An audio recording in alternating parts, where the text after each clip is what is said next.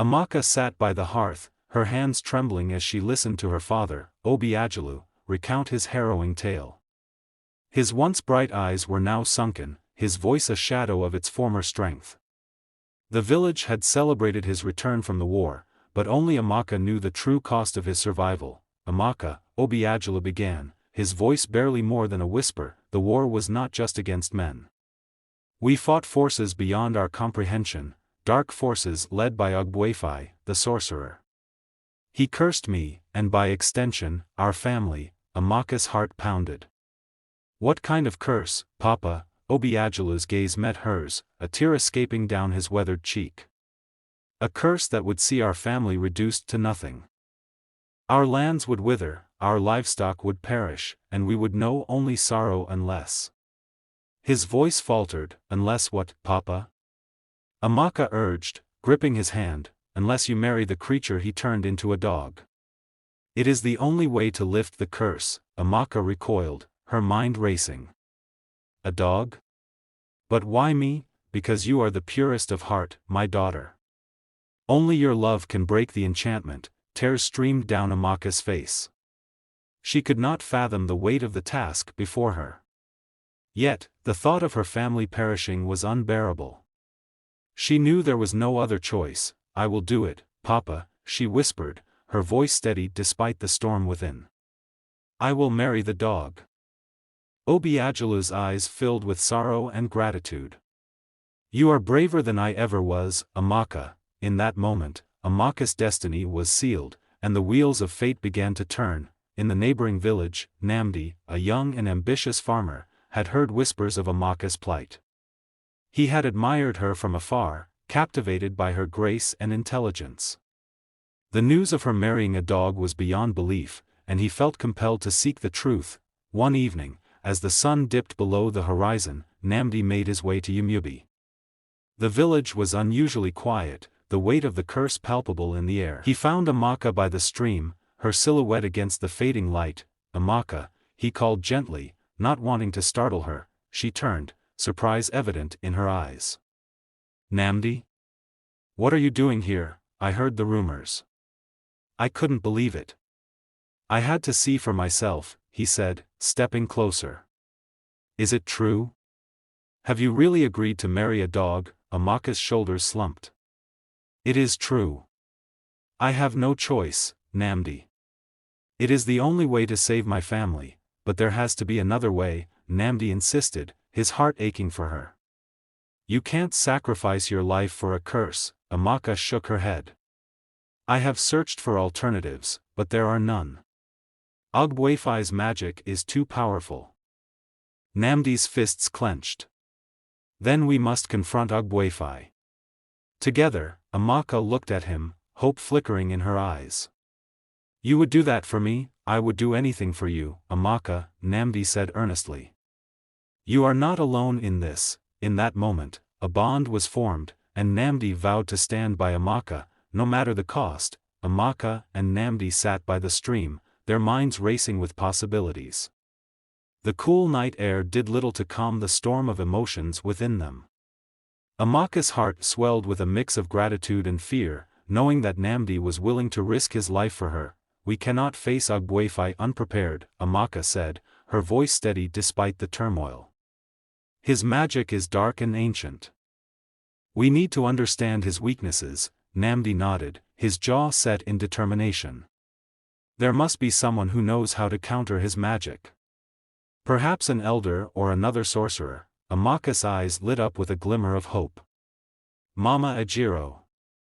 She is the oldest in the village and has knowledge of many ancient practices.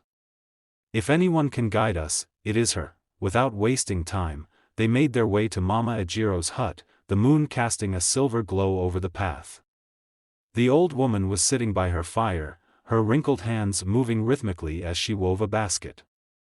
Mama Ajiro, Amaka called softly, stepping into the hut. We need your help. The elder looked up, her sharp eyes immediately discerning the gravity of their visit. Come in, children, she beckoned, motioning to the seats by the fire. Amaka and Namdi explained the curse, the marriage, and their desire to confront Ogbuefi. Mama Ajiro listened intently, her face a mask of concentration. Ogbuefi is indeed powerful, she finally said, her voice thoughtful. But even the greatest sorcerers have their weaknesses. We must find his. There is an ancient text, the Aka Aikna, hidden in the sacred forest. It holds secrets that could help us. Amaka's eyes widened. The sacred forest? But no one has ventured there in decades. Mama Ajiro nodded solemnly. It is dangerous, yes, but if you are determined, it is your best chance. I will prepare you with protective charms for the journey. Namdi's resolve hardened. We will go, Mama. For Amaka's family and for the village, with the elders' blessing and guidance, Amaka and Namdi set their sights on the sacred forest, their mission clearer than ever. Armed with Mama Ajiro's protective charms, Amaka and Namdi set out at dawn. The path to the sacred forest was treacherous, overgrown with thick vegetation and filled with the sounds of unseen creatures. Every rustle of leaves and snap of a twig made Amaka's heart race. Namdi, she whispered, do you think we will find the text? We must, Namdi replied firmly. For your family, for the village, and for you. His words gave Amaka strength, and she pressed on, determined to see this through. The sacred forest loomed ahead, its entrance marked by ancient trees whose gnarled branches reached skyward like twisted arms. The air grew cooler, the sunlight barely piercing through the thick canopy above. Stay close, Namdi said, holding out his hand. Amaka took it, finding comfort in his steady grip. They navigated the dense forest, guided by Mama Ajiro's instructions.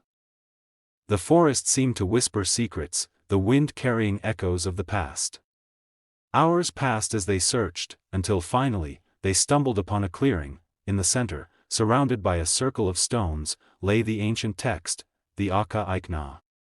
Its cover was worn, but the power within was palpable. Amaka approached it with reverence, her fingers trembling as she touched the leather-bound cover. This is it, she breathed, awestruck. Namdi stood guard, his eyes scanning the forest for any sign of danger. Hurry, Amaka.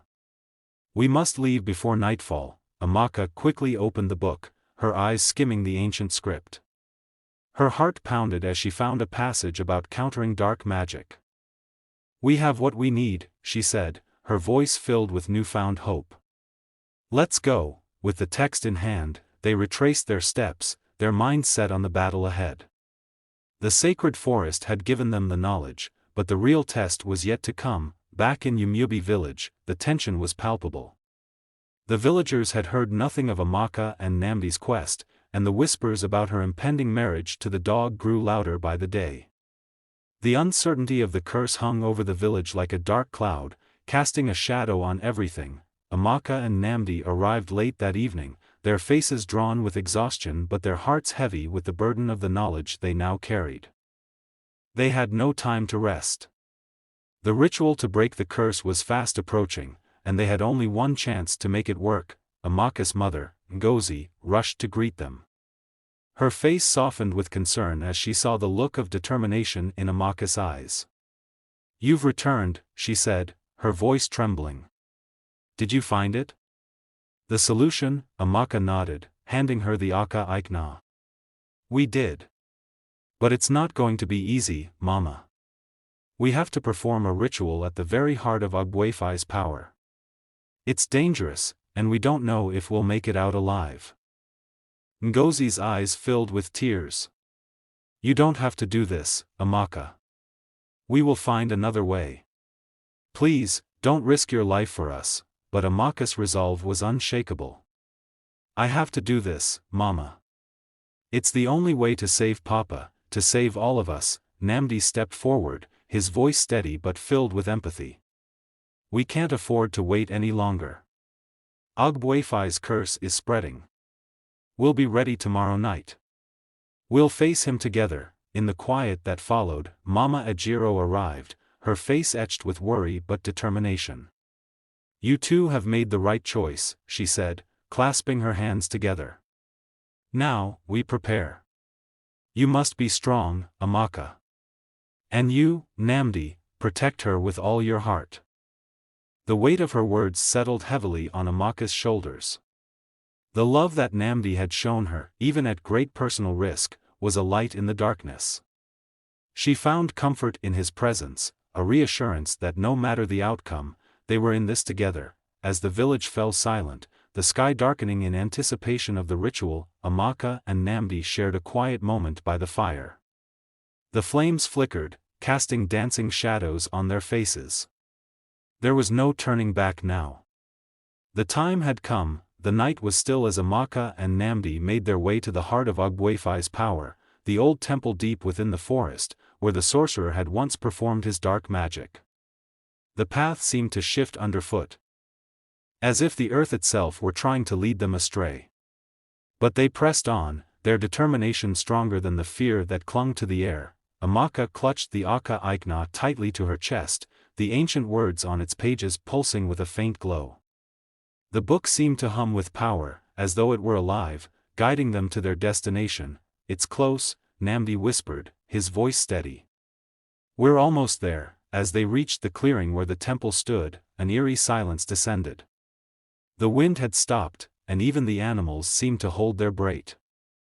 The temple itself was a shadow against the night sky, its crumbling stone walls a testament to the ancient power that had once resided there. Amaka's heart raced. This was where it all began. This was where her father's curse had been sealed. And now, she and Namdi would face the sorcerer who had brought so much destruction. "We can do this," Namdi said, his hand finding hers. Together, Amaka nodded, squeezing his hand tightly. "Let's end this, Namdi." They entered the temple, the darkness swallowing them whole. Inside, the air was thick with magic, the weight of centuries pressing down on them. As they moved deeper into the temple, the ground beneath them seemed to pulse with an unnatural energy. Suddenly, a voice echoed through the walls, deep and resonant, sending a shiver down their spines. "You are foolish to come here," the voice said, cold and mocking. "Do you think you can undo what I have done? The curse is mine to control." From the shadows, Ogbuefi emerged, his form cloaked in dark robes that seemed to ripple with power. His face was hidden, but his presence was undeniable. Amaka's stomach churned, but she stood her ground. "We are here to break the curse, Ogbuefi," Amaka said, her voice steady despite the fear rising within her. "You cannot hold my family and my village hostage any longer," the sorcerer laughed, a low, echoing sound that sent chills through the temple. "You think you can defeat me? I am the master of this land. You are nothing but insects, unworthy of the power you seek." But Namdi stepped forward, his eyes unwavering. "We are not alone. We have the Aka Aikna, and with it, we will destroy you." Ogbuefi's eyes narrowed, the darkness around him swirling in a visible vortex. "You think an old book can defeat me?